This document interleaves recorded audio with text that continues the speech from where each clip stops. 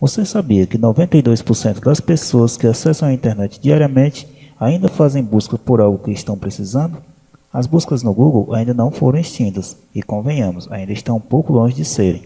Você sabia que das pessoas que fazem busca por algo, sabia que 73% delas acabam comprando algum produto de seu interesse? Muitas pessoas na internet ainda compram produtos sem a verdadeira intenção de comprá-lo. Compram simplesmente por encontrarem algo que resolve o problema delas. Agora imagine você com um mini site bem ranqueado nas buscas do Google, Bing ou qualquer um dos outros buscadores e com um bom conteúdo que convença as pessoas a comprar de você. Isso seria como se fosse uma verdadeira máquina de vendas, em piloto automático. Ainda mais se esse site tiver ligação com algum nicho que existem milhares de pessoas propensas a comprar seus produtos. E se você pudesse gastar bem pouco para isso acontecer, seria melhor ainda, não é mesmo?